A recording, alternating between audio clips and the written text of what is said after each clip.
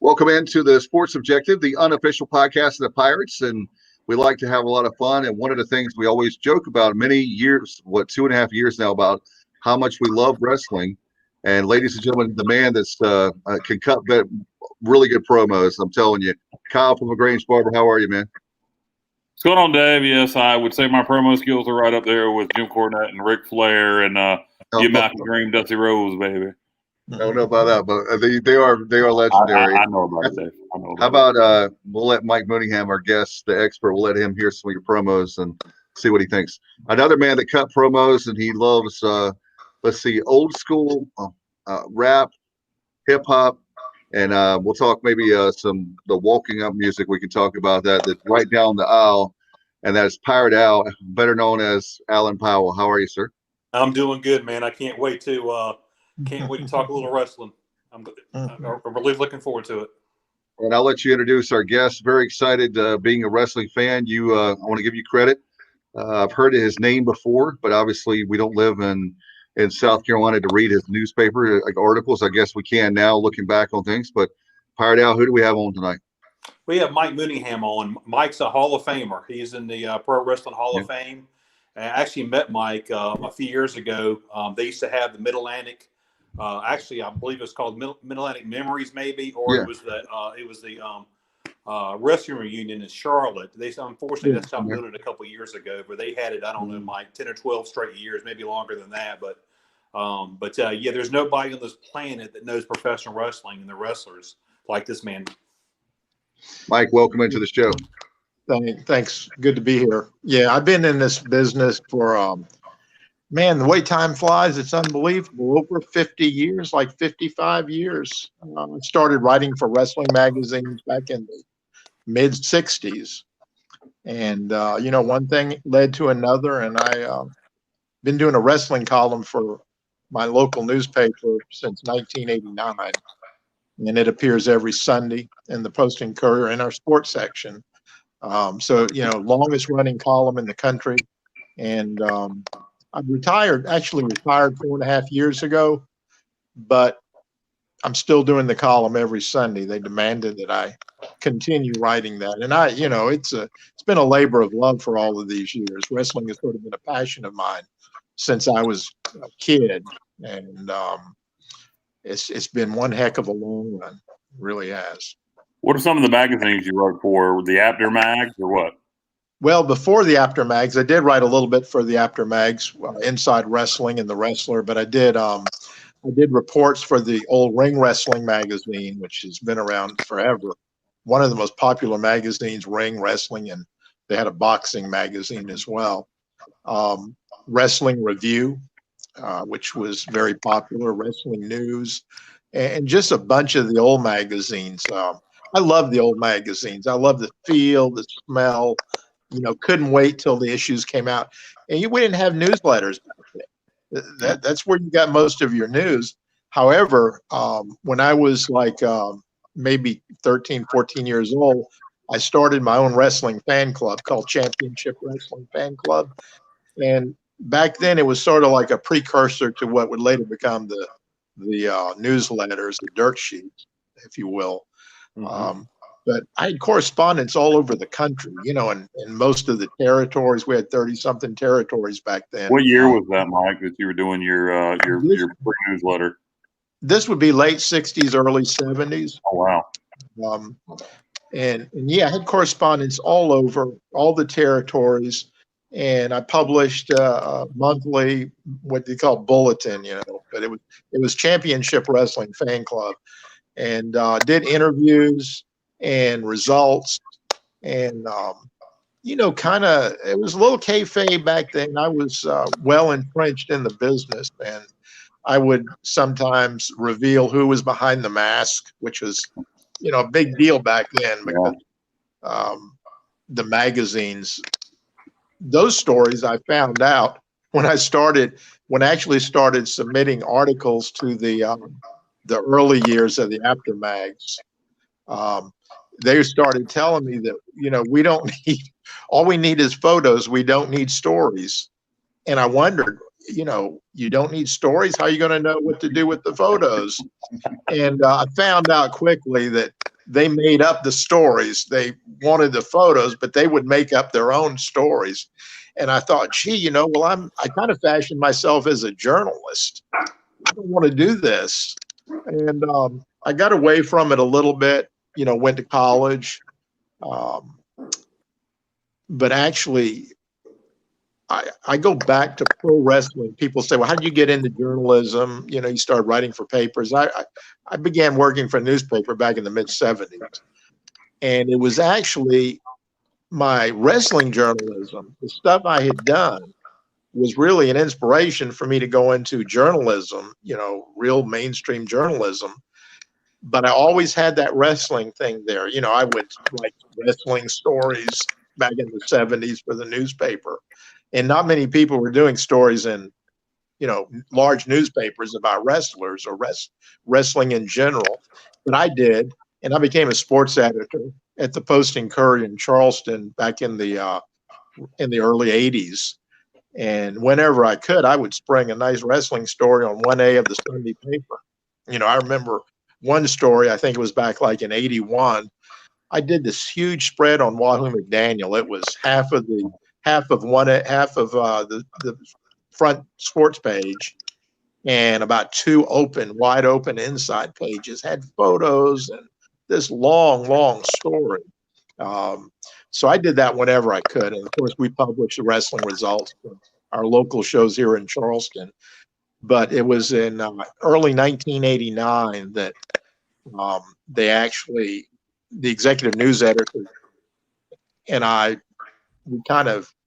he actually brought it up to me because he knew I was a resident wrestling expert.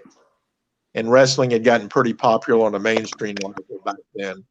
And we talked about a wrestling column for the newspaper. And I said, okay, once a month, what are you looking at? And he said, no, let's do it every Sunday. That's our biggest issue for publication. We have more readers on Sunday than any other day. So let's go big time and do it on Sunday. And I said, okay, my only demand will be that we run it in our sports section. I don't want to run it in, features or Lifetime or entertainment. I want to run it legitimately in our sports section. He said, done. So that was, it's been, almost 32 years now. And it's been running every Sunday in our sports section ever since. And, you talk about the 80s, being there in Charleston and South Carolina, North Carolina.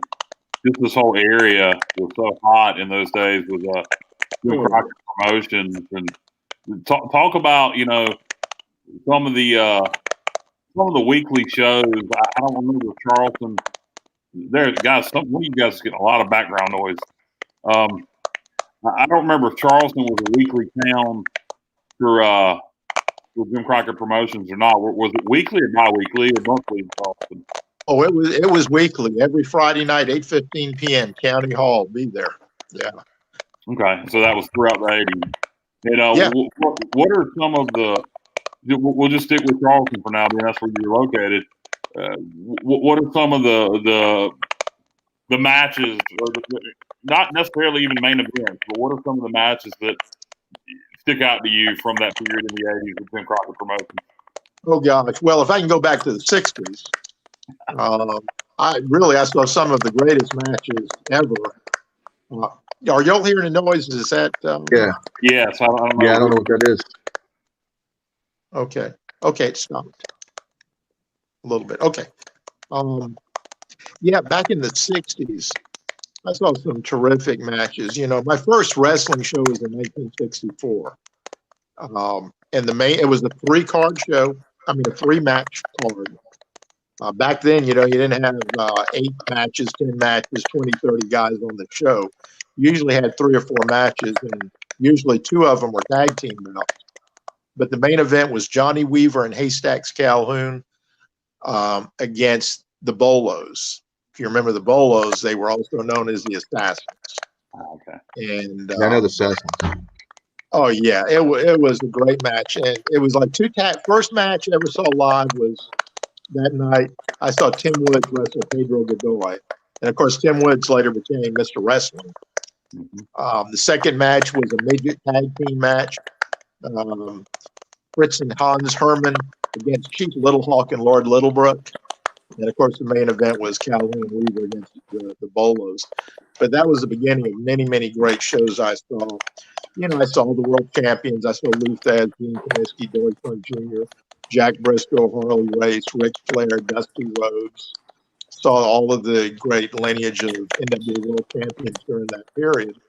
And, you know, I saw some fantastic matches. A lot of them, Flair was main eventing against Steamboat classics.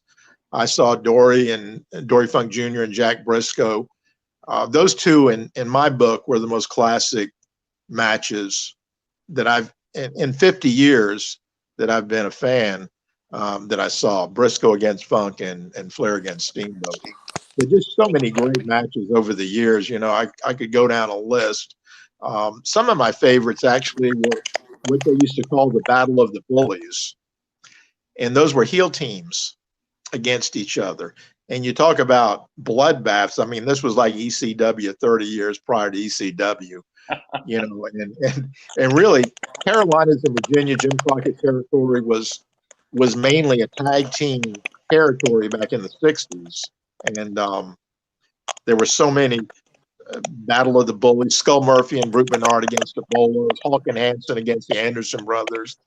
The list goes on and on, but those were really, really hardcore matches. And usually the fans had a hard time picking out who they wanted. You know, it was pretty much split down the middle until the very end. And, you know, they would root for one team over the other. But, just so many memorable matches in this area. And of course, I covered matches all over the Southeast. You know, I was a young kid. I was on the road. I covered matches from Charlotte to Atlanta to Miami Beach, Orlando, Savannah, Columbia, Augusta, you know, and I really covered a lot of the southeastern states. Even, you know, back then, I was like I said, I was a young guy. So I got to see a lot of good wrestling. Did you ever make it over to the Memphis territory, Jerry Jarrett? Nope, never made it there. Nope. Okay. Been in the area, caught some shows around there, like in Jackson and Nashville and stuff. But yeah, but of course, you know, I also covered that area pretty heavily. It was a very good area. The guys were smaller, you know, but they had pretty wild matches, and it was good stuff. Yeah, me and Dave's got me by a couple of years, but not much. But we came up in the same era of wrestling in the 80s. And that's why, you know, I went there initially because it's, you know, what I relate to. And thinking of JCP. And we know where the noise came from. It came from Al. Yeah. But so we could fast forward a little bit to the 80s. What are some of your memories from that era, the Jim Crockett Promotions era in the 80s? And, you know, like I said, it was a great tag team territory, you know, dating all the way back to the 60s and 70s. And, yeah, it was. But, you know, then in the 80s, you still had the great lineage of tag teams with Rock and Roll Express and Midnight Express and the Road Warriors and Tully and Arn and on and on. Yeah, really, the 60s tag teams in 73, it morphed into more singles guys. You know, George Scott became the booker, brought in Johnny Valentine, Super Destroyer, Blackjack Mulligan. So it became heavily a singles territory with a lot of good guys. You know, a young Steamboat, and a young Flair coming through the ranks. And 80, it was just a little bit of everything. But you're right, so many great tag teams. You know, you had the Midnight Express, Rock and Roll Express, Tully and Arn, Wahoo McDaniel and Paul Jones, the Andersons, of course. You know, I was lucky enough to catch the original Andersons, Gene and Lard. They were the original Minnesota Wrecking Crew. And man, I saw some great matches. I thought Lars was great. I really liked that version.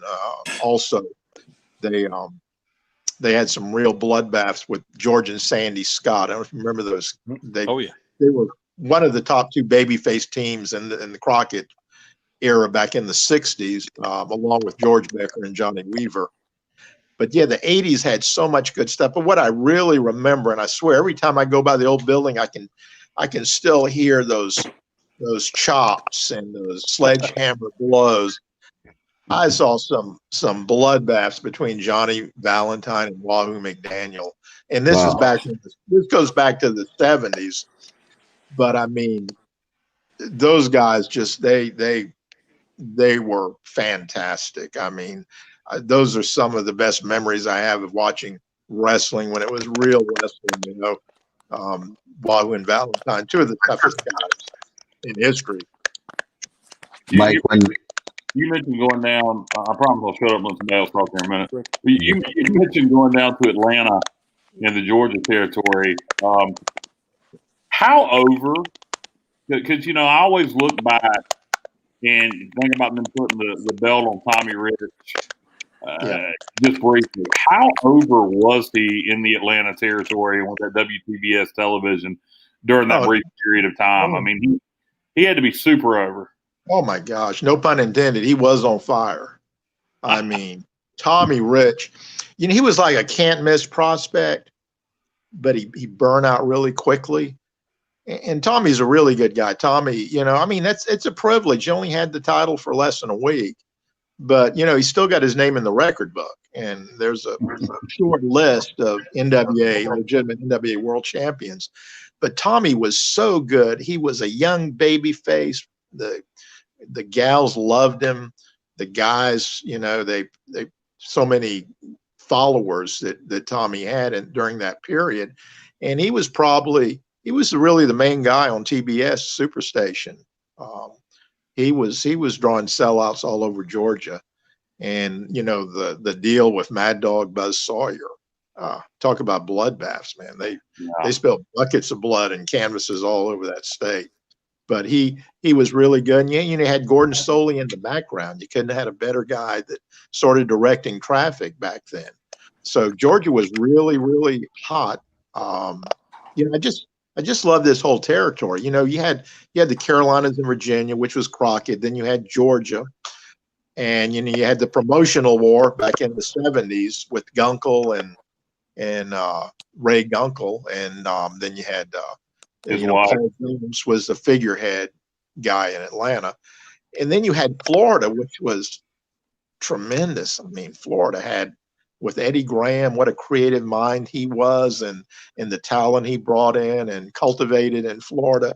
So we were sort of spoiled in this part of the country, and especially if you had a good antenna that could catch Georgia and Florida, and you had the Carolinas. If you had a good antenna, you could listen to Gordon Soley from Florida, Ed Capral from Georgia, and Bob Caudle from here in the Carolinas.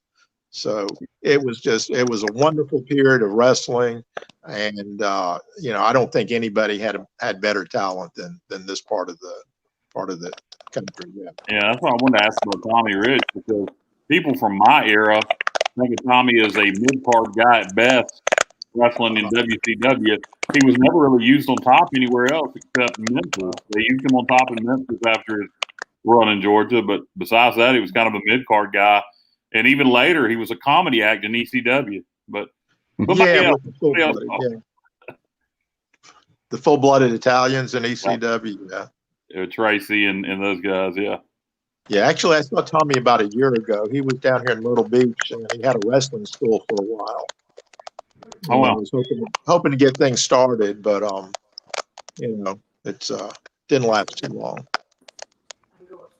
And Mike, wanted to ask you as far as going back to, I think I was telling Kyle right before we started the show, our pre-show wrestling bit we had, but we were talking about wrestling and the territory days when Jim Crockett Promotions. My mother, until just a few years ago, did not know that my dad's dad, my grandfather, would let us stay up and watch wrestling on Saturday night. And that was a really big deal. And I guess they know now why we wanted to stay there with them on Saturday nights to watch wrestling. But to have Bob Caudle and to be able to late 70s, early 80s, I was telling him when to see a young Steamboat and teaming up with Jay Youngblood, and I could go on and on with all the guys. But one of the things that I'm impressed with Kyle in many things, but one of the things is cutting promos. We were talking about that earlier about ECU sports, but to me, that's one of the things that I was thinking about this interview and thinking about it last night. One of the things that's missing for me is the charisma. And I was listening to the Arn podcast today. I'm a huge fan of Arn Anderson, and the fact that he said he never, I didn't get a chance to tell Kyle this because we had to do the show, but he never had anything scripted. It was all off the top of his head. And to have those guys back in the day, to me, that's what's missing from wrestling today, the cutting the promos. You're absolutely right. I mean, everything is scripted now, every to the minute, to the word. But back then, those guys, that was natural. They were loaded with charisma, and it was all spontaneous. I remember seeing Rick cut interviews. They used to do interviews once or twice a week, and they might do 10 or 12 interviews. Say we're going to be in Raleigh Tuesday night, we're going to be in Greensboro Wednesday, Norfolk Thursday, Charleston. So they would do all of them at one time.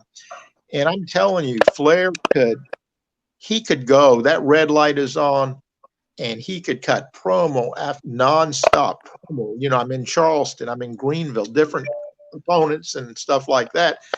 But that guy never missed a beat. I mean, it was amazing. The camera loved him and he loved the camera. And that's why those guys back then, you mentioned like Arn Anderson. Arn's great at promos. He's one of the best promo guys. And the fact is, he is in real life, he is so witty and funny. He's got that wry sense of humor, but he can go all night long. I mean, those guys, that's what's missing today. When guys cutting a promo, it's not coming from him. It's coming from a writer who may not have been a wrestling fan, necessarily. Maybe he's out of Hollywood. And he's putting these words in the guy's mouth. And it's really, sometimes it's just not natural. I know a lot of these guys, and I know, they wouldn't be saying that. That's not them. And it's better when it's so much better when it's natural and spontaneous. But that's a big thing that's missing today. Now, fans today, they might not know what they're missing from years back. It might work for fans today, but if you've been around for many years like you have, you know what the real deal is. Yeah, promos are terrible today, like you said, and it's not the guy's fault per se. No. Everything is scripted. And another thing, and not to get on a tangent about today's wrestling, and it was better back in our day, but nobody sells anything anymore. It's high spot after high spot after high spot. Nobody sells anything. I mean, you watch something like AEW, and 30 seconds into the match, people will be hitting things that would have been a finisher or something that nobody would have even done 20 to 30 years ago, let alone a finisher, and it doesn't even register. It's nothing. It just get right back up into the next hot spot. No, it used to be something, you talked them into the building, right? Yeah. And we had so many great guys. Thunderbolt Patterson was one of the best.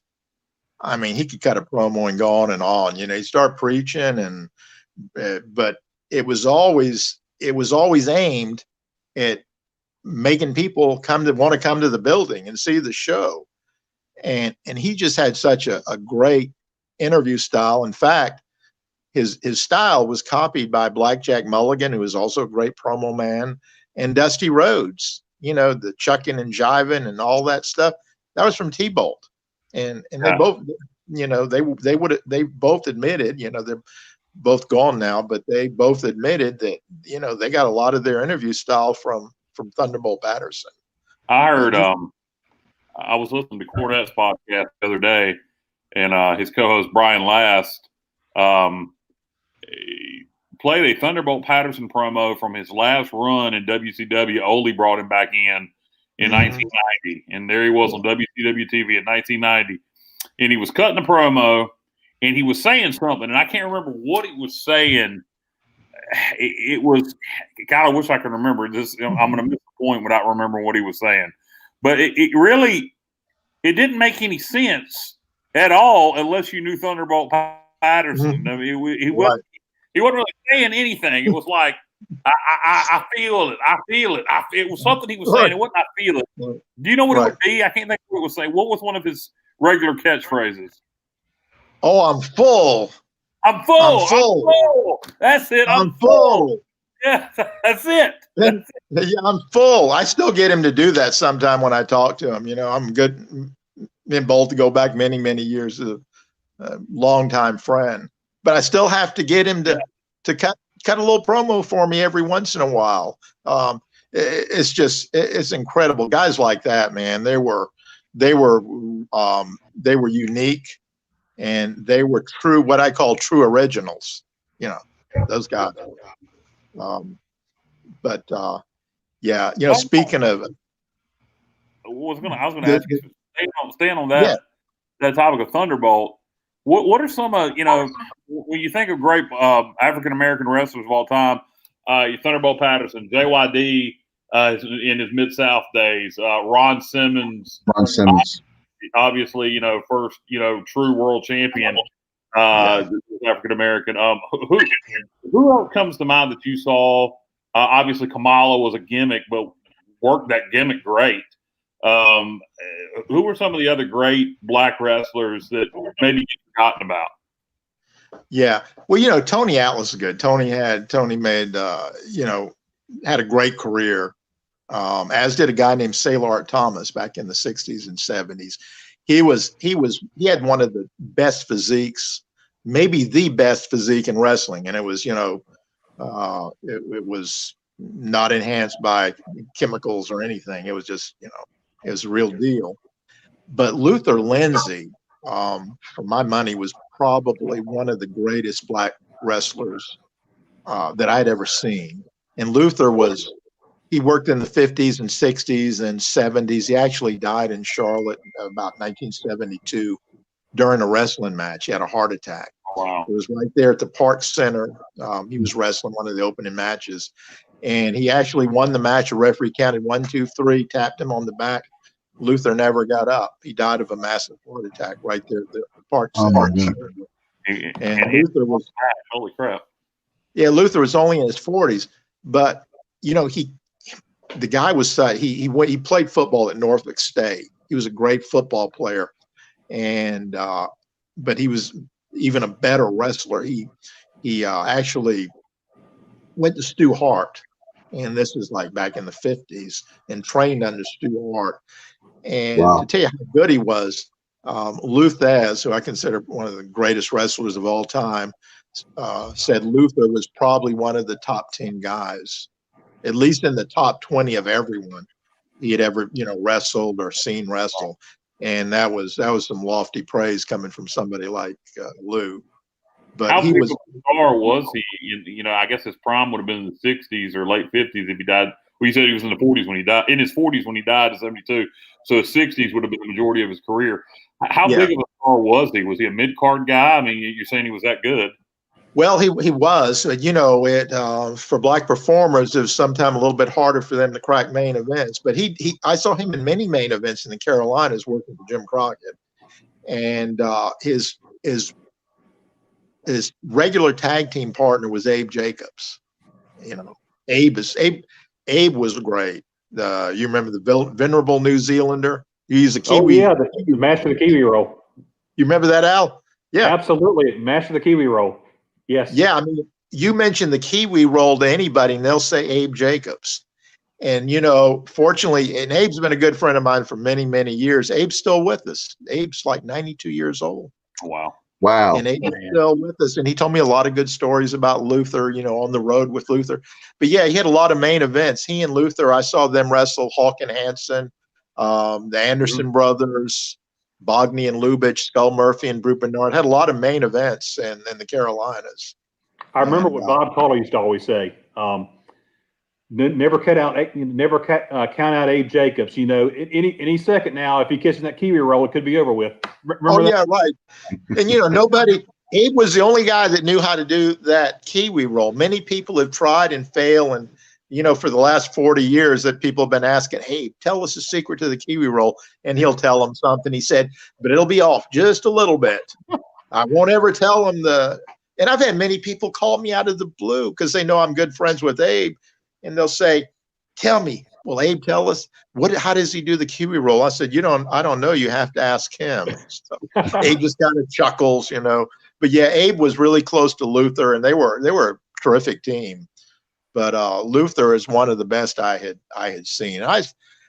Sonny King was good. Bearcat Wright was good. And Bobo Brazil, I did a story on Bobo back in 1976, I think, and interviewed him backstage at County Hall up in the locker room.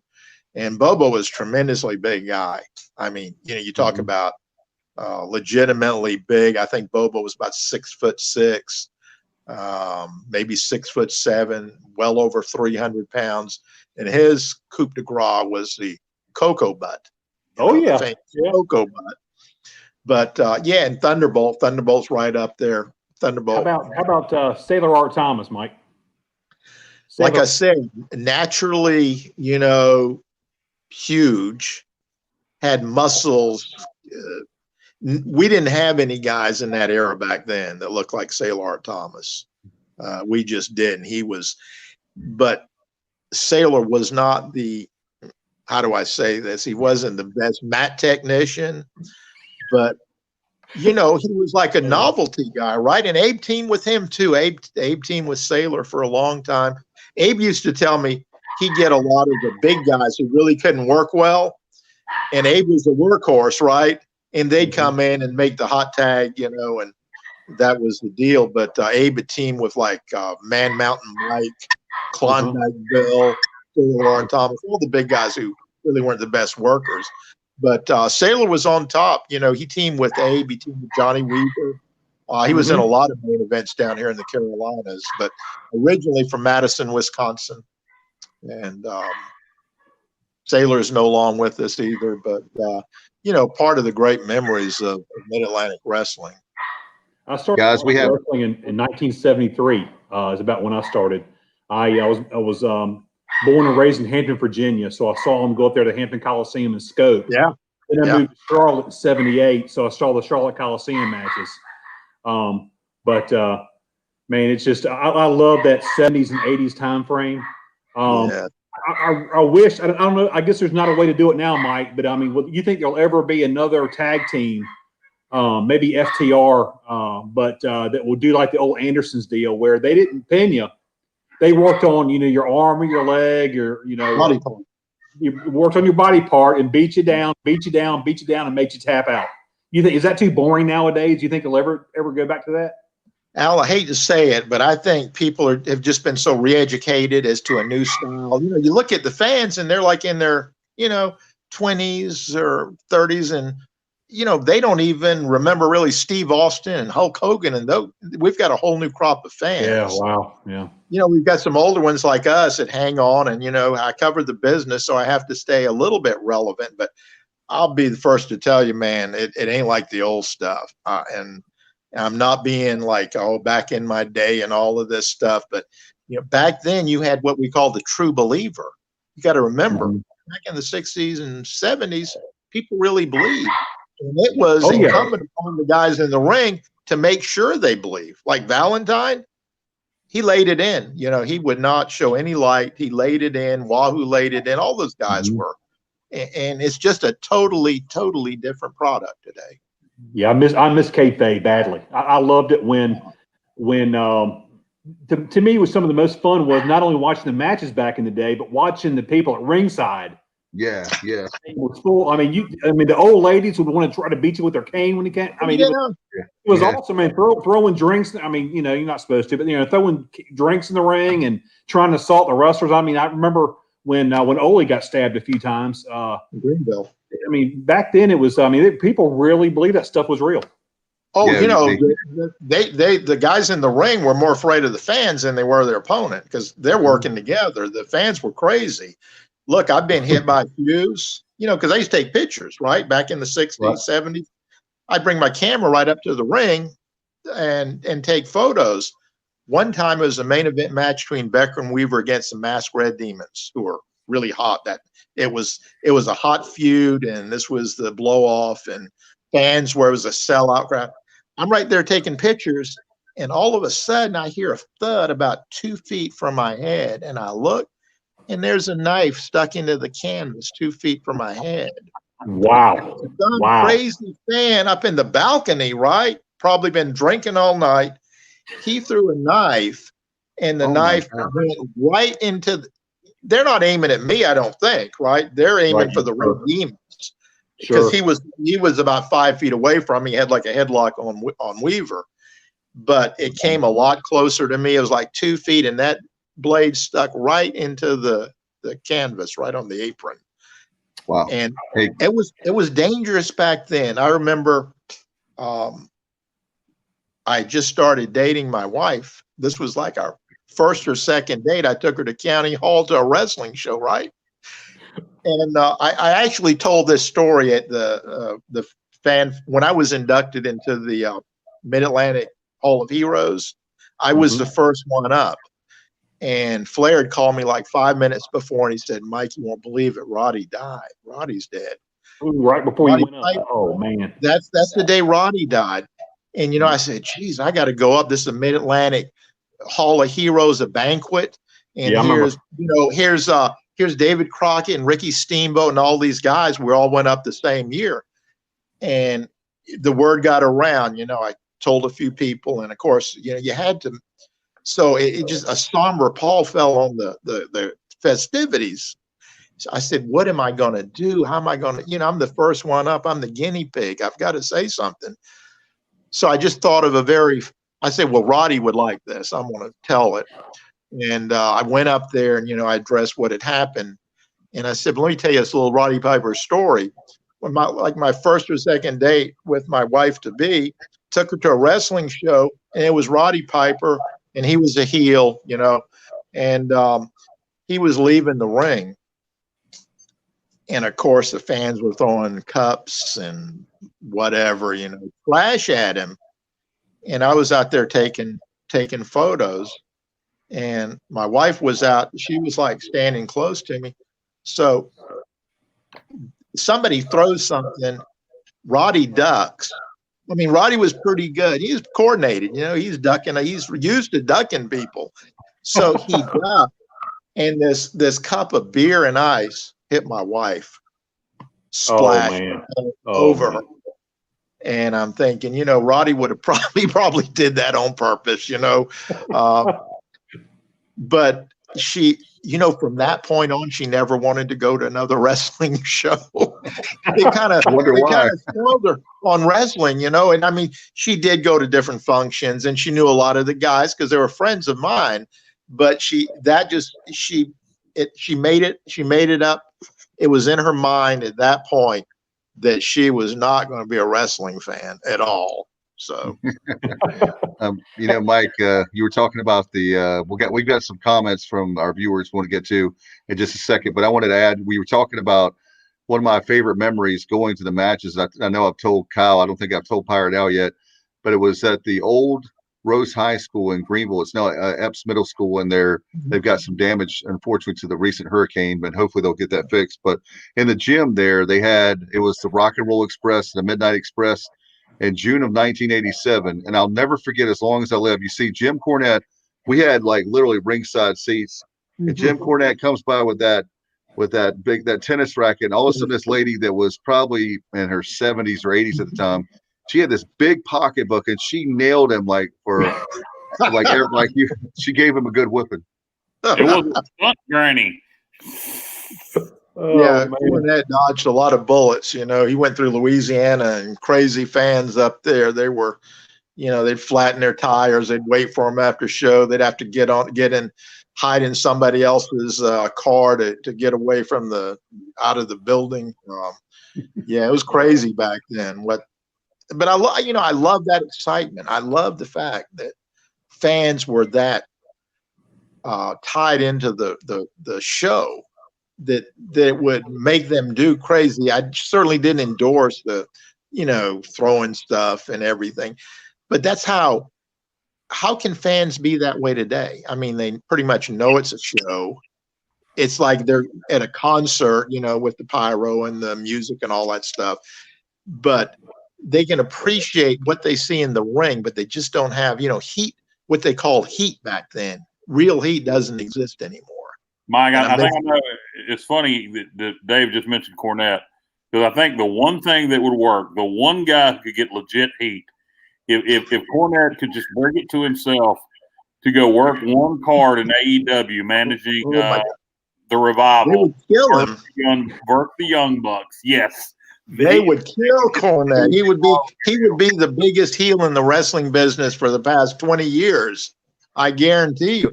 I mean, he would have to be careful again. He would, just like it was back in the 80s. And I think he wouldn't admit it, but I think if he did it one more time, he'd love it. He would.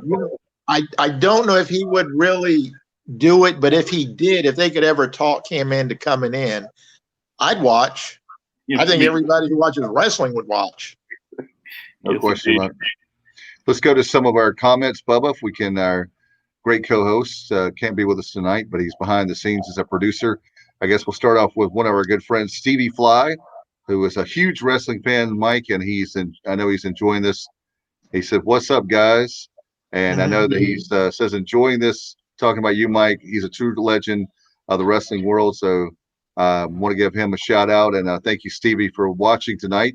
I tell you what, wrestling fans, a lot of us agree. And here's another one for Archie. Ivan Koloff and Dusty Rhodes was the first casket match, right, Mike? They very well may have been. I remember putting that result up on my Facebook page not too long ago.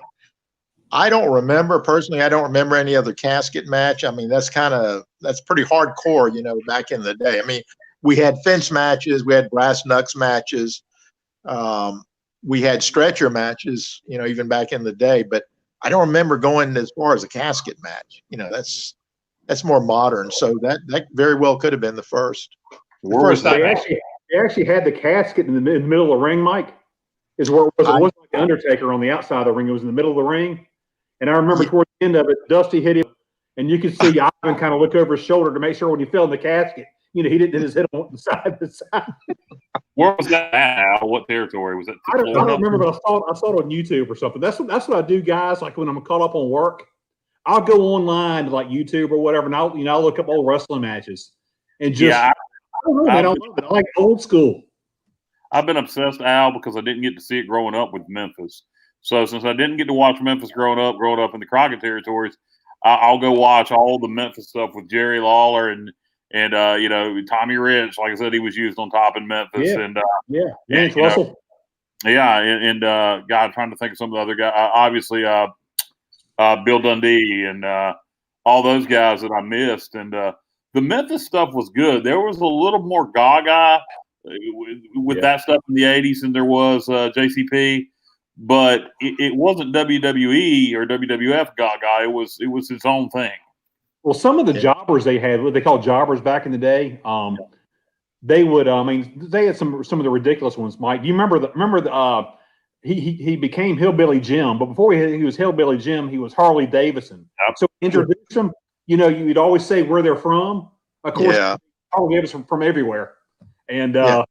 They had another guy named the Pink Panther. I mean, come on, man. I mean, you remember the Pink Panther, Mike? Yeah, I know a lot of those mask guys, but let me tell you, I've done columns on like when Masked Man were Masked Man. Right. Those guys used to be the top. They used to be the top guys. Now in later years, they were like jabronis. They were like job guys. Yeah. But if you came into a territory and you wore a mask, you were a guy of mystery. You were usually a main eventer right off the bat. And that's how many guys who were in other territories might have been the opening. It might have been a curtain jerker, right? Right. But he'd go to another territory, he'd be a main eventer automatically by wearing the mask. Billy and Jimmy Hines, they were the Red Demons. They weren't main eventers everywhere, but when they hit the Carolinas and Virginias, the Red Demons had George 210 Harris as their manager. They were on top. One of my favorites of all time. His facial expressions when he got nailed by the other wrestler. I mean, to me, Mike, I've never laughed so hard in my life. I mean, those facial expressions that George 210 Harris. Oh, yeah, 350 pounds. He would grab a headlock on somebody and he'd say, "I got you now." Oh yeah. And then that's 5 right. seconds later, he'd be on the mat, right? I got you now. And then the fans would start booing him, and he'd look at the fans and say, "Shut up." Oh yes. Oh yes. Yeah. Jeff Jarrett I remember Double J used to always saying, "I got him now." Did he take that for 2 times? Oh yeah, I'm sure George was doing it back in the '60s. Yeah, but he was, in George, George was a great guy. He never learned to read or write. Jim Crockett Sr. always took care of him. He was, firmly entrenched with the Crockett family. A very nice guy. In fact, we invited George to the. It was like one of the first real reunions that were being held back and this was in 1998 at the Old County Hall in Charleston. It was called A Night to Remember, a tribute to Henry Marcus, who was our promoter here for 30 or 40 years, and Mid-Atlantic Legends reunion. It was a lot of the old Mid-Atlantic guys like Johnny Valentine, Tim Woods, Thunderbolt Patterson, really just top of the line guys. But we invited George, and George came in the ring, just like the same ring he was in 50, 40 years ago. And he did the thing where he'd be walking and strutting and doing his hair, and the fans just went crazy. George was such a great guy. George managed the Red Demons when they were really on top back here in the late 60s. And the Red Demons, very colorful with the red hoods. And George wore a completely red suit. He was the only guy other than Santa Claus I ever saw wear a completely red suit. And he'd done main events early in his career, but for laughs, George was a great fan favorite. Yeah, he was. I remember him very well. Like I said, I started in '73, so back then, Rep Hawkins, Sweet Hansen, Gene and Ole Anderson. Yes. Yeah, just Johnny Weaver. Of course, it was hilarious, Mike. Whenever do you guys remember this? Whenever Johnny Weaver would put you in the sleeper hold, Dave, you remember this? Weaver lock. After the match was over, the referee, of course, would have to, like he was going to walk out of the ring, would have to grab his arm and say, no, you got to go back here. Wake him up. He would bend him over, kind of rub his neck a little bit. He knocked it back, and then the guy started, he woke up, started throwing his arms around. Yeah. Remember that? Yeah. Oh, I remember that. Remember when Becker and Weaver used to do the row the boat? Get two guys in the middle of the ring and row the boat. You never see any of that stuff anymore. I don't know why. Great stuff.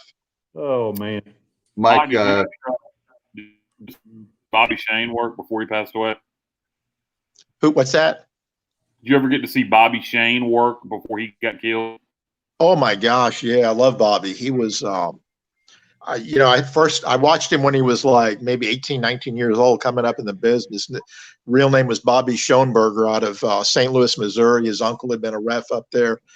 And you talk about a student of the game. I'm glad you brought his name up. Because honestly, I thought Bobby was so good, and he died so tragically in that airplane crash over Tampa Bay back in 75, 76. But I thought Bobby had the goods to be an NWA world champion. I really do. Yeah. I think he would have probably changed the course of the wrestling industry. Wow. Because I think he would have been, he had the background coming out of St. Louis. Sam Muchnick knew him, and he sort of had he had connections early on. But he ate, slept. Everything was wrestling to Bobby. Bobby loved it with a passion from the time he was a kid. And Bobby was so good as a baby face, the young, good-looking guy, trying to win a world championship. I saw him wrestle Kaniski in Savannah, and this was early in Bobby's career. I mean, they had a whale of a match. I think they went 60 minutes. But as a heel later, he was over tremendously in Georgia and here in the Carolinas. He teamed a little with Rip Hawk mentored him some, and went to Florida and became King Bobby Shane. I mean, he was a great heel. What a great heel. He had a valid promos, Mike. How was he on promos? Oh, he's great. Oh, he was great. I can't quite remember him. Yeah, the heel, he grew that handlebar mustache and, the bleach blonde hair, and he had a valet named Winston. Then he had a valet named Sherry, who was his real life wife. And the promos he cut, like I said, everywhere he went, he was not only a great in-ring guy, but he had so many creative ideas. I mean, he was like almost going to be in the mold of an Eddie Graham. He was going to be a great booker. And I think he would have still been relevant in the business today. There's just no telling where Bobby might have ended up. But yeah, he's tremendous talent. And even Mike, in death, one more comment, Dave. Even in death, Bobby Shane had a huge impact on the wrestling business historically. Yep. Because right before he died, what did he do? He gave Jerry Lawler his gimmick. The crown. Yep. King of Wrestling. Gave him the crown. Yep. Yeah. He did. Yeah, I'm sorry. We got a whole bunch of comments from our viewers, so I want to get them in from Mike. A lot of people obviously want to chime in. Good friend Alan Vick. Is that Zack Sabre Jr. and MJF, two of the best young wrestlers in a long time? MJF, yes. MJF, one of the best heels I've seen in a long time. And that's saying a lot. I mean, that guy has natural heel charisma, He comes in the ring and you automatically, he's one of those guys you just don't like, And he plays that role so good. And he's, fairly young guy. But probably the top heel in all elite wrestling right now. He's got a great future. All right, let's go to some more Bubba. I appreciate Bubba Rosenbaum producing tonight. I know his family's a little under the weather, so thank you, man, for multitasking. Let's go to, is it Danny? I guess Danny's comment. We'll go to that next. Let's see. There we go. Danny Lyles, he said, Mid-Atlantic Wrestling on Saturday mornings for me hit this time slot between Fat Albert at noon and Soul Train at 1:30. Oh, the good old days. Oh man, Don Cornelius, Soul Train, hippest ride in the country. Soul Train, love that show. Yeah, I associate Soul Train with wrestling also because NWA late '80s originally time slot was 7 p.m. on WNCT. WWF ended up going on WCTI at the same time when Hogan started to get hot, and they moved it to 12:30 a.m. on WNCT. And Soul Train would come on from 11:30 to 12:30. So I'd have to sit, as a little kid, I'd have to sit through Soul Train and did not give two craps about watching it. And unlike Pirate Al, who I'm sure was enjoying it with his love of old school hip hop, and I'd have to sit through that and wait for my Jim Crockett Wrestling to come on at 12:30 a.m. There you go. Shout out to Danny Lyles. Hi, Danny. Thanks for the question. All right, William Grant, Bubba. We have another Bubba, obviously. William Bubba Grant loved Roddy Piper. When you're talking about that, I know he commented back there in your Roddy Piper story. Yeah, talk about a guy with charisma. Roddy had it. I mean, dating back to when he first started, with Georgia Championship Wrestling and Mid-Atlantic Wrestling, he was a great like companion to Ric Flair. They could bounce off of one another. We've done several radio shows together with Rick and Roddy and myself, and to see those two go back and forth, you just feel the real bond between them.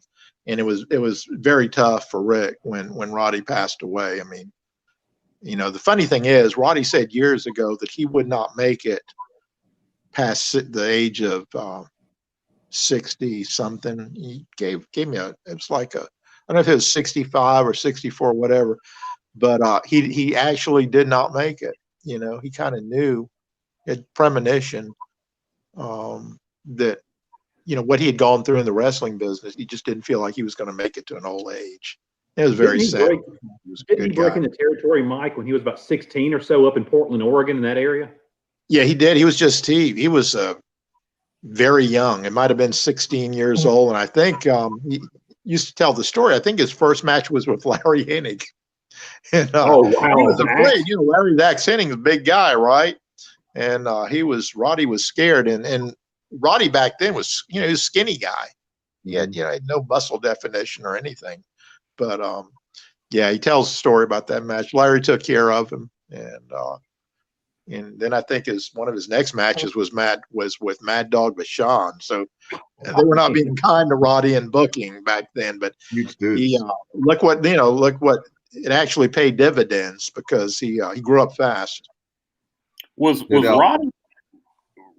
We got a comment from somebody, but I had a follow up from Roddy. Was he the first? Probably not, but I've seen video on YouTube of him in Georgia in the 70s, and him doing commentary with Gordon Sully as a heel, and I guess he turned face because of somebody attacking Gordon. But was he the first heel commentator as a wrestler? A wrestler that was a heel commentator? Actually, I think Vince McMahon was the first heel commentator without knowing it back then.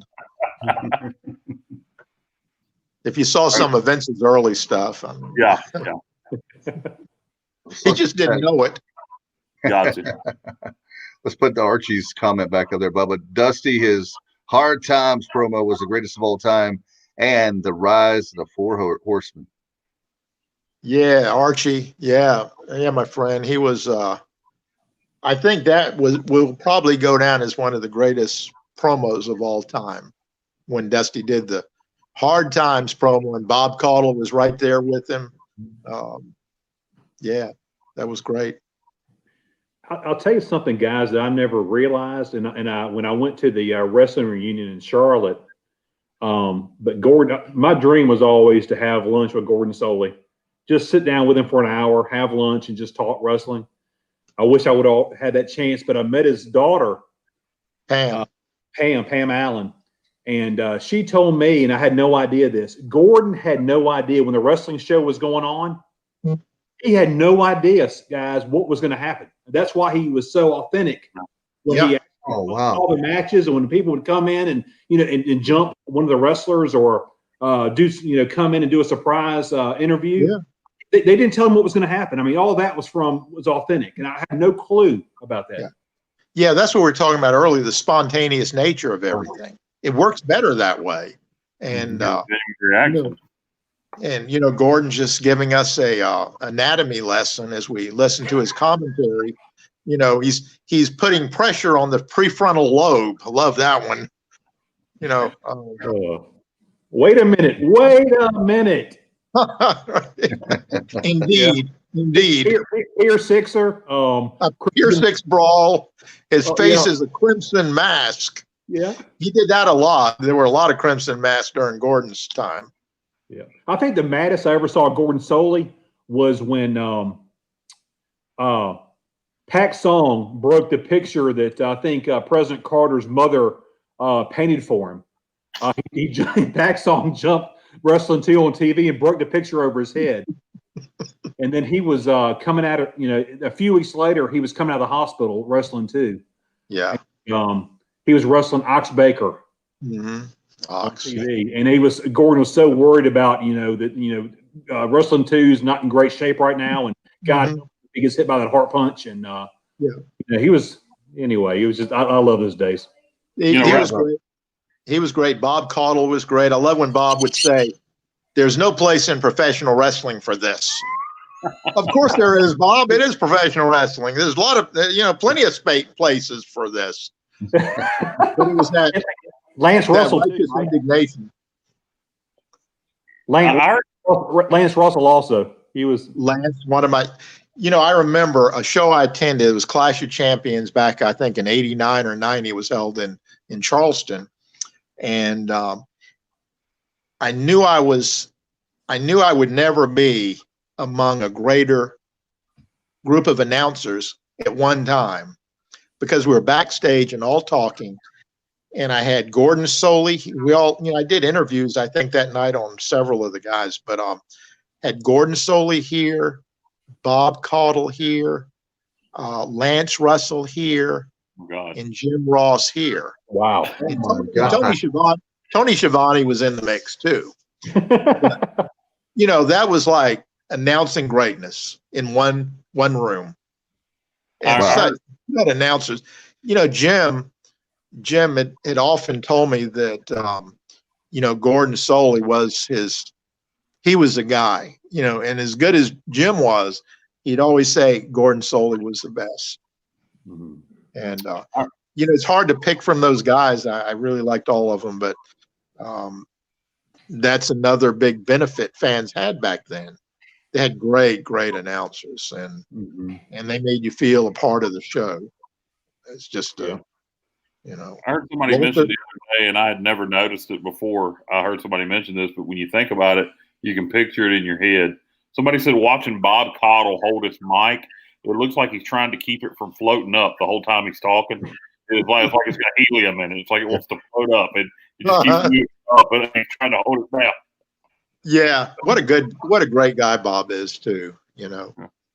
Thankfully he's still with us. No doubt about it. We got another comment. One of the shows I really loved was Beyond the Ring. But Alan Vick has a question again. Wonder why, with everything that's known now, why Jose Gonzalez was never implicated in Bruiser Brody's murder. It's painfully obvious what happened with Tony Atlas's account, Dutch Mantell, etc. It's horrible. It was a matter of nobody going back to Puerto Rico to testify. So without any witnesses there, and I don't know how the legal system was in Puerto Rico back in 1987, but the guy got away with murder. He really did. And it's, I know I've talked to some of the guys who were there, probably most notably Tony Atlas. And Tony told me that he never got information of appearing in court, like the court date is in a month. He never got any correspondence concerning when he needed to be there to testify. And I don't know if that was the case with everybody, but there was nobody to testify against Gonzalez. Tony Atlas was right there. He saw what happened. He was right there in the locker room. And, he's the one that took Bruiser to the hospital. Wow. And such a sad thing. And yeah, I kind of wondered why a lot of those guys ever worked in Puerto Rico again, but I guess it's a wrestling business, and they had a job, and they were closely connected with Carlos Colon.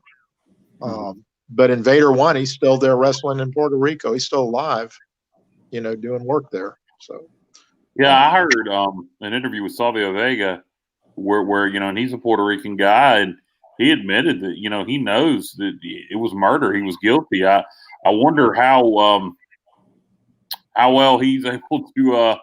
I don't know if Savio's still in the States or if he's back in Puerto Rico. I wonder how that goes over, being a native and admitting it was murder.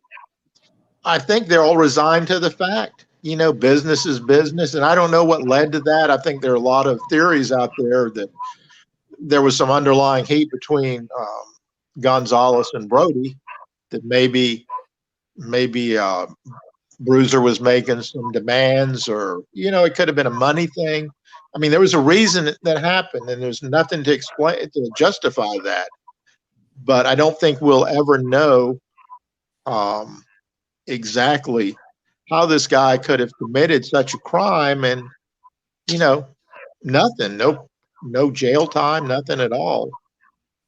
Are you surprised that Carlito, Carlos Colon's son, was able to come to the States and have a somewhat successful career after all that in the WWE? Yeah, and I know Corley. He's worked down here a few times, and it's I certainly don't blame him, or and like I said, Carlos was associated. I'm sure Carlos knows what really happened and why, but you just got to let that go, I guess. Yeah, and you mentioned guys working down there after that. Dutch Mantell spent a lot of time booking down there after that. Yeah, I've talked to Dutch about it too. Yeah, a lot of guys, just about, I don't think anybody, even Abdullah the Butcher, who was good friends with Brody, did great business with him. He's been going back to Puerto Rico for years. So it's just, it's terrible what happened, because Brody had many, many good years left in him. Yeah. And I guess people back then said, well, it's only pro wrestling, Did it surprise you, Mike, that Brody never made a run on Mid Atlantic Championship Wrestling? He never really. I can't remember him ever really being in the territory. I don't think he ever worked here. Yeah, exactly. I don't Were you think it was. surprised that he never did? Yeah, kind of. I'm sure maybe had he lived longer, he would have made it down here. But then too, that was toward the end of the territory days. Yeah. That was like '87. There was not much of a territory by then. But I never remember him working. And honestly, I don't know a reason why he didn't make it. Like a lot of guys would come through, maybe just for a week or two, but they would do shots down here when they were in the area. So it could have been. That's a good question. It could have been something between Crockett. Maybe Crockett was afraid to use him because Brody had a little reputation. Right. Being hard to work with in the ring. Well, I remember the match that he had with Luger, that in the cage match that didn't go so well. No. Two entirely different styles. Did Luger just leave that match? What's the story with that? Alan, you just saw it. No, well, I just know that he wouldn't. He wouldn't cooperate. He wouldn't sell for Luger. They got in the steel cage, and he was Brody was kind of putting on Luger a little bit, and he wouldn't sell at all when Luger came back. And then finally, I guess Luger was a little bit scared for his life, to be honest with you, or thought he was going to get harmed, and he got climbed over the cage and got out of there. That's what I was thinking. Yeah, he just left the match, climbed over the cage. Right. Yeah, Lex would probably do that. I don't blame him, but he had kind of a similar thing with Stan Hansen when Stan worked with Lex. Oh my God, that big dude. Oh my gosh, I feel sorry for Lex because Stan was really throwing in those lariats. I mean, he would tell you, Stan would really potato you, and I mean, he would hurt you. But in his defense, he would tell the guys after the match, Stan couldn't see. Stan was almost blind, right? Stan wore these big, thick glasses. So when he didn't have them in the ring, he couldn't see that well. And sometimes he hit pretty hard. That lariat was the real deal. Oh, yeah. Yeah, I know when he and Vader used to have their matches. Oh God, you better wow. Yeah. Guys, Stan Hansen happens to be my hero. A guy who's legally blind and chews tobacco. All right. Hero. Stan just had a birthday. I think it was yesterday, 71. Wow. Okay. I can identify a lot with Stan, and I guarantee you if I hit you with a clothesline, it's going to land somewhere between your chin and your chest also. Yes. One of my favorite wrestlers, guys, just as far as just being I just thought it was wonderful, was a superstar. Deledy? Absolutely. He's just, Demolition. To me, I always known, liked him the best as superstar, but Demolition, then Bolo Mongol, I believe. Bolo Mongol, yes. What a transformation of characters, huh? Wow. And he could cut a promo. Wow, he was fantastic. He could. Bill was really good, and Bill was a nice guy. And, I love the transformations he made. One week, he was in the Mid-Atlantic Territory wrestling as one of the Mongols with Professor Boris Maximilianovich Malenko as the manager. Cigar, Mike. Right. Remember he burned Igor with it? Oh, yeah. And a week later, he was still in the Mid-Atlantic Territory as the Masked Superstar. And nobody knew the difference. Yeah, so that's pretty good if you can pull that off in a week. Yeah, in a week. And then, of course, years later, he would turn up as one of Demolition acts, with Smash as Demolition, the team. So really, really great worker. What a good guy, too. Yeah, he is. When I went to the wrestling reunion, out of everybody that I talked to, and there were some great guys there, he was probably, he was asking more questions about wrestling than I was asking him, which is incredible. This guy's a superstar. No pun intended, but he was asking me. So, Alan, tell me who you're some of your favorite wrestlers, and tell me some of the funniest things you saw. I was blown away that he actually cared what I thought. I got to see him wrestle as Demolition Axe against the Barbarian. God, I don't know if he's still working, but this was in 2010 in Morehead City. Demolition Axe Barbarian in Morehead City. It was a great little independent card. And the main event that night was Tommy Dreamer versus C.W. Anderson in a rematch submission match. Yeah. Yeah. Bill actually worked a match because I did a story on his final match, and I think he wrestled one time later too. But that was about 2 years ago. He still worked a match. Wow. Amazing. That's incredible. Yeah. Mike, I want to talk about your book because the guy that you probably already know the story, but I was reading that last night, knowing you were coming on. One of our favorites, local guy, and he married this guy right here, Ivan Koloff, the Russian Bear. You had that nice article. I don't want to give it away, but something that we forget about is someone that I thought a lot of. I met him once, actually, at the Walmart here where I live in Williamston years ago. And he was such a kind guy, giving back money to the Children's Miracle Network locally for the in Greenville at Vita Medical Center, the Children's Hospital. He was doing that. He said he went to out of the goodness out of his heart, he was going when he retired to all the Walmarts. He did. Charged like $5 for a signed photo. He would take pictures with you. A great guy. You had a great article at a great point about him not being in the WWE Hall of Fame. How is that possible? You know what? That's really a huge injustice to not have Ivan in every Hall of Fame there is. I certainly thought he would be in when I would have loved to have him gone in the same year that Bruno Sammartino did. Yeah. Bruno was a holdout, and when Bruno finally agreed to go, he mentioned Ivan Koloff, and it didn't work. I mean, Ivan, it would have been the great bookend deal to have Ivan and Bruno go in the same year.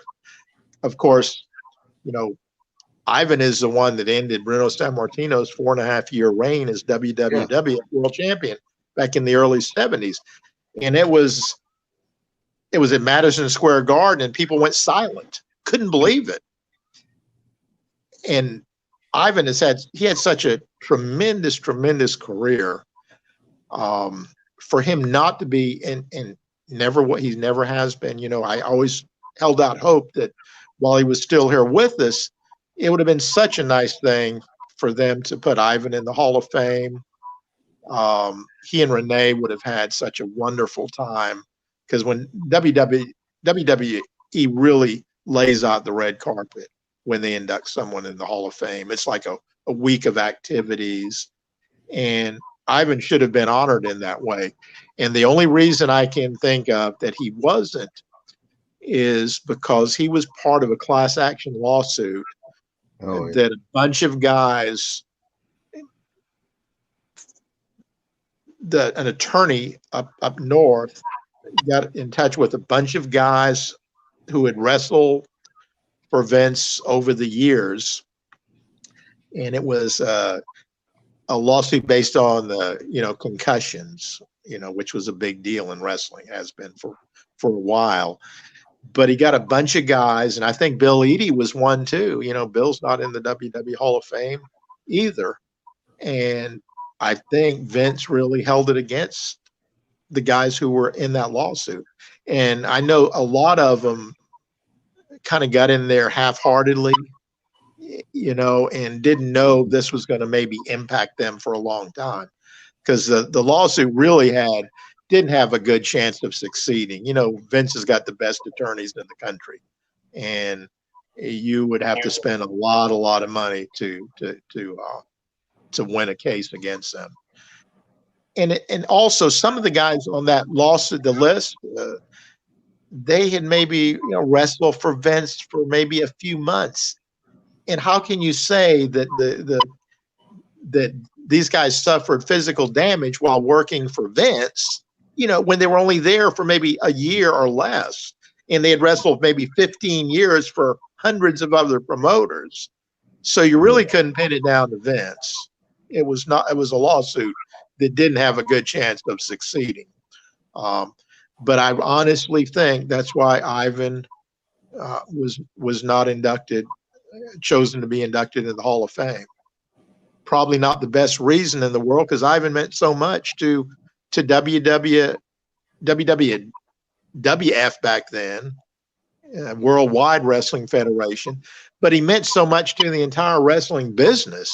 You know, he was a worldwide star, and he was such a good guy, you know, such a nice, kind man that, and he was able to portray, you know, this terrible Russian heel, and he did it so well.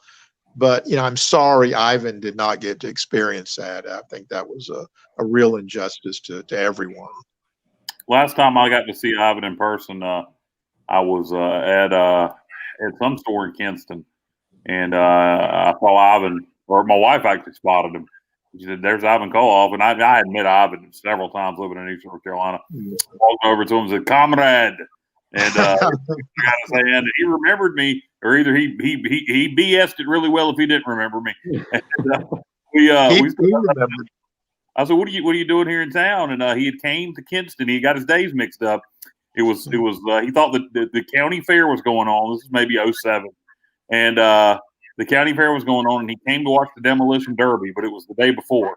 And so he was just hanging around town, seeing who he could run into.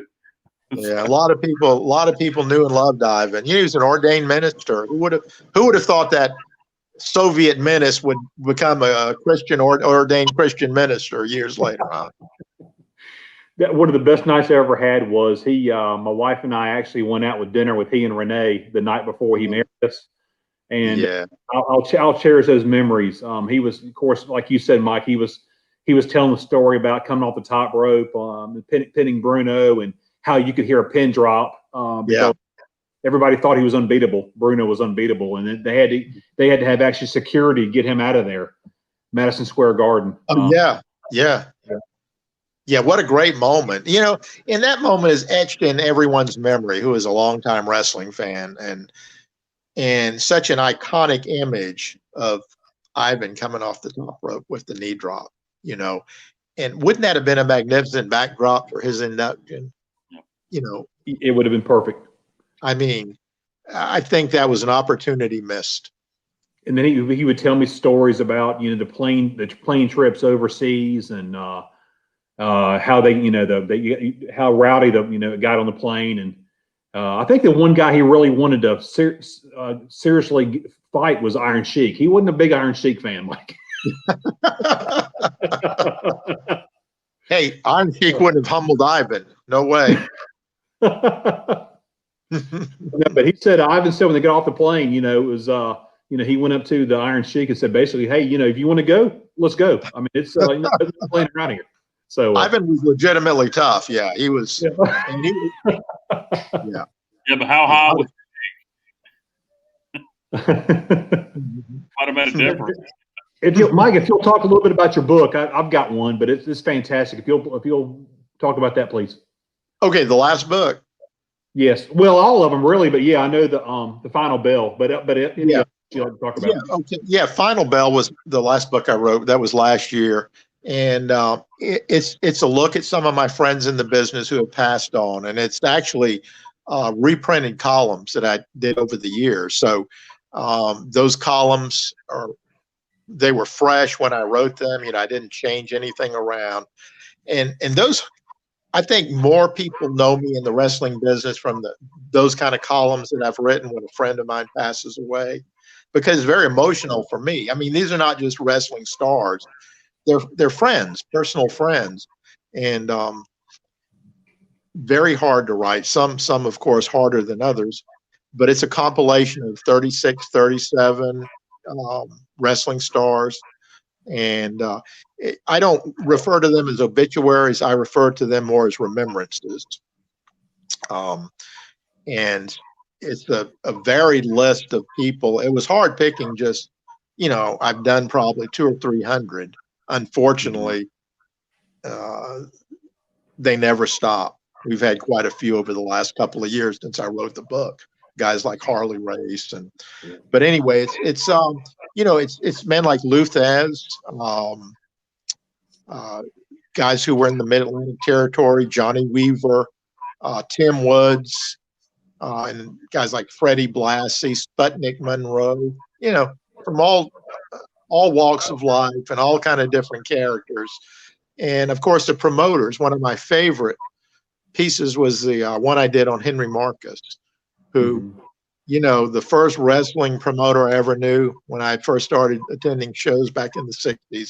And he promoted here in Charleston and Columbia and some smaller towns like Florence and Sumter, who had occasional shows for probably 30 or 40 years.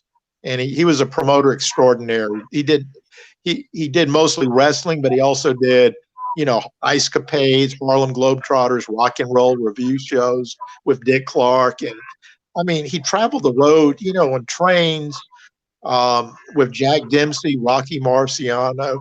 Just goes back a long way. It had so many great stories.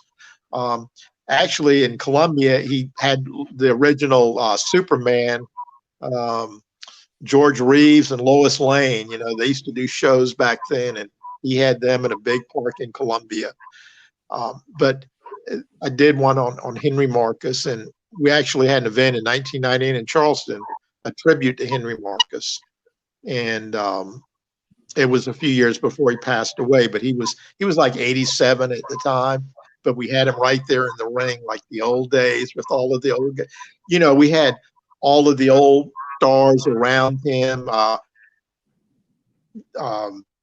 Johnny Valentine, Fabulous Moolah. We had the girls too: Fabulous Moolah, Penny Banner, Mae Young, Diamond Lil.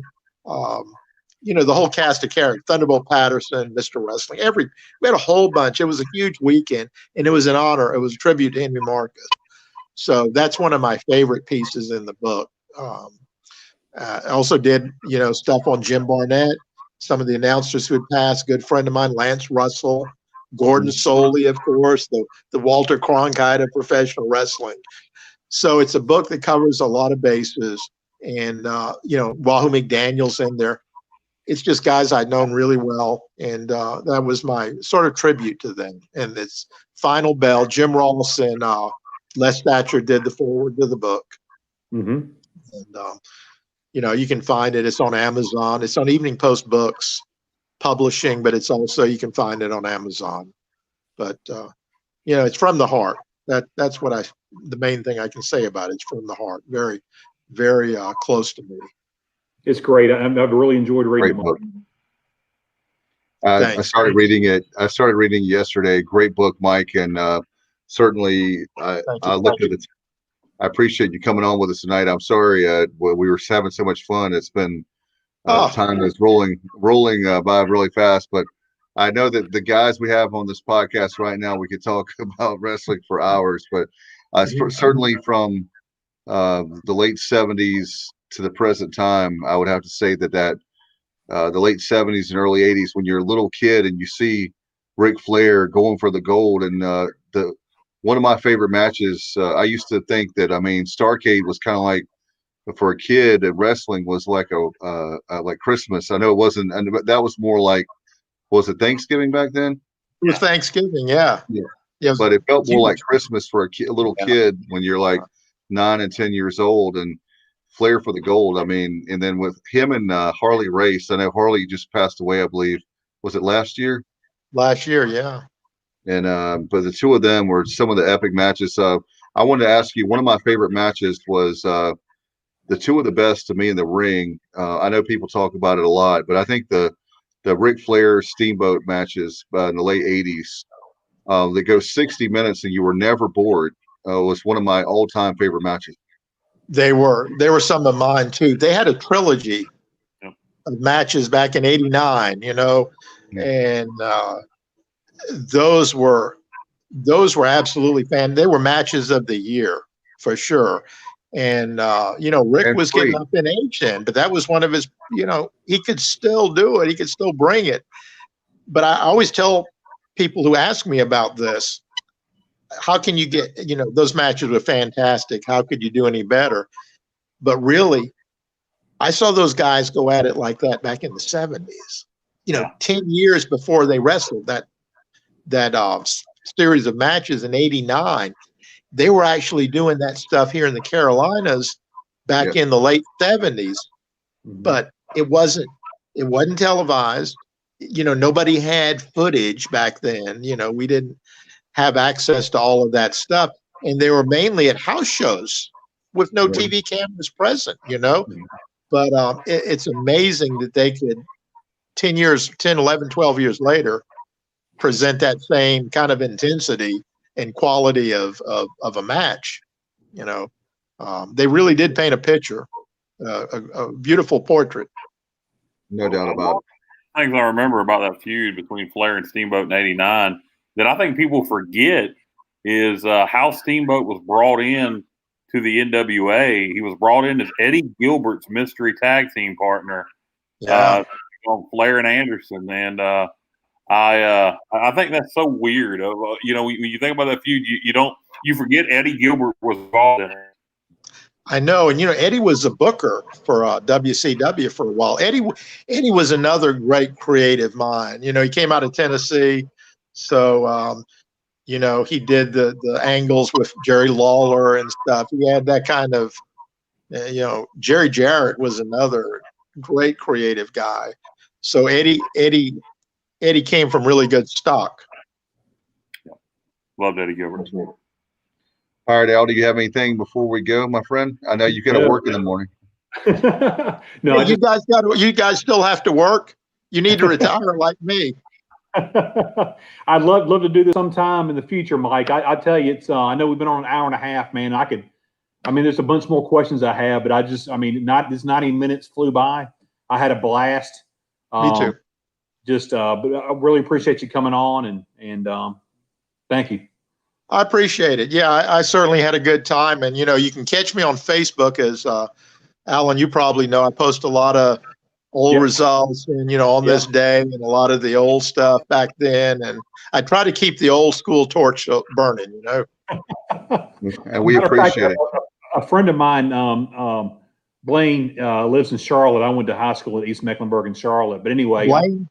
We put on there like, you know, no Flair. You know, Flair had his foot on the rope. You know, it really didn't. You know, I know he lost. Oh, yeah, right. He cheated. Yeah, Blaine's funny. Yeah. He and I went to high school together. So is that right? Cool. Okay, good to know. Mm-hmm. Were you a tag team back then? No, the North Carolina Wrecking Crew. Yeah, I can see Pirate Al off the top rope with the elbow. Yeah. Hey, I'll say this, and I'll let it go because I know we're running out of time here. But the funniest out of all the matches I've been to live, the funniest I've ever seen in my life was Ivan Koloff versus Don Kernodle back in I think around 82, 83, somewhere in there, where it was flag versus flag. Oh yeah, Charlotte Coliseum. Okay, so both the wrestlers came down with the flags, and whatever wrestler won, they got to hold their flag up in the middle of the ring. Yeah. Or the other flag. I can't remember what. Yeah. Anyway, so it's about 10 minutes into the match. This guy runs up out of the crowd. This guy runs up to a Russian flag and starts running around the Charlotte Coliseum. You're sitting there, you got Kernodle and Koloff there trying to wrestle, and you got 15,000 people watching these 5 or 6 security guards chasing this guy all around the Coliseum. You can only find that in professional wrestling, right? You're talking about the privates Nelson and Kernodle, right? Yes, you know, I shot Sarge a message a while back saying, Sarge, it was never the same after you lost your privates. And he had a big smiley face on there. Said, okay, you're right. It hasn't been. And that's an order. Yeah. Right. Maggot. Do some push-ups, maggot. Yeah. Mike, thanks, man. Appreciate you coming on tonight. It means a lot to us, wrestling fans. And I look forward to reading the rest of the book. And again, fans, get on Amazon.com. I got it from my Kindle so I can take it everywhere with me and even on my iPhone. So appreciate it very much for all you've done for the sport, and definitely love to have you back on again. Thank you. I had a great time. Dave, Kyle, and Alan we'll do this again soon. All right, sounds good. Thanks, Mike. That's all the people need to know. That's right. Oh my goodness, what a show! Thank you, Mike. Only in wrestling can we do this on a sports show. That's exactly right. That's exactly right. All right. Appreciate you. Have a good night. Thanks. All right.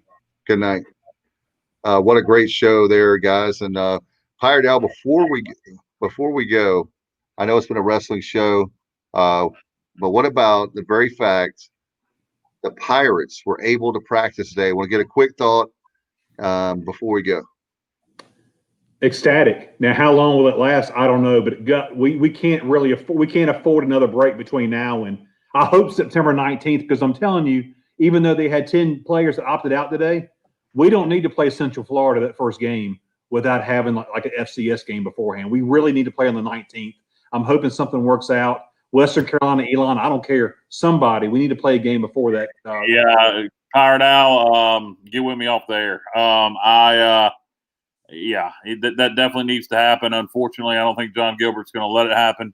If he schedules an FCS game, he wants to be able to have revenue, even though it's going to be limited revenue, so it would probably be in October. I think, unfortunately, I think it's going to be a losing battle for Gilbert to try to make that happen. But I'm with you 100%. I've been preaching it all along. We desperately need to play someone before we play UCF. I mean, you're leading the Lambs to slaughter, in my opinion. If you and not to mention they open up with Georgia Tech on the 19th, so it's just it ain't a smart thing to do. And one more thing, Dave, and then we'll wrap this up about this. Right. I understand the rules with COVID testing, but if other schools are not enforcing contact tracing to the letter of the law, if we're going to, then something needs to be enforced to make other schools do it too. But it's so hard to be enforced. But you can't sit here and tell me, and I have no evidence, but you can't sit here and convince me no other school in the American has had a game delayed yet. Everybody's still kicking off on time. Some schools are kicking off this weekend in the American. Memphis, SMU, Navy.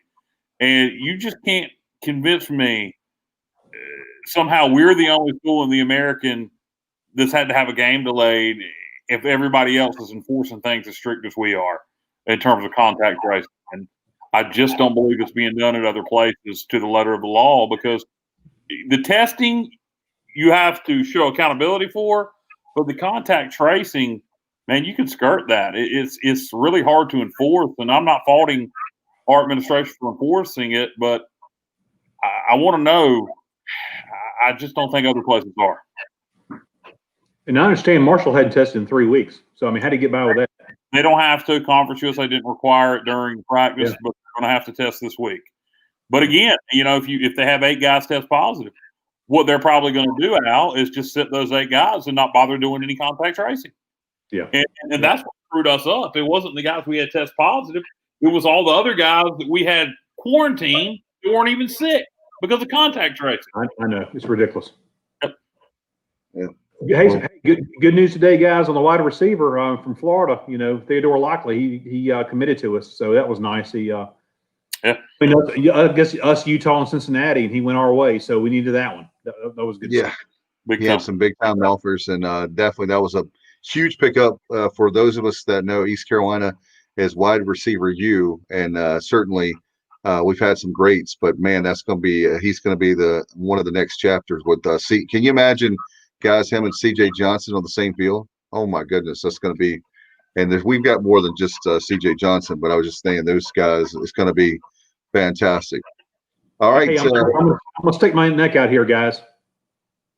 2021, with what we got coming back, we're going to contend for the American Conference title. Yeah, I think we definitely could. And 2020, I'm going to stick my neck out. John Gilbert, please let us play football. I'm begging you, John. Please do anything you can to let us play football. Don't try to go the other way with it. I'll let you have the last word, Kyle. Thanks to Mike Mooningham. What a great author, man. What a great guest. A lot of great people watching and listening. Appreciate y'all so much for all the wrestling fans around the nation, around the world, and right here in the Sports Objective Nation, too. All right, guys, we're going to get out of here. For Mike Mooningham, Pirate Al, and Kyle Barber, I'm Dave Richmond. Thanks to Bubba Rosenbaum behind the scenes. And you've been watching and listening to Sports Objective. Good night, everybody, and go Pirates.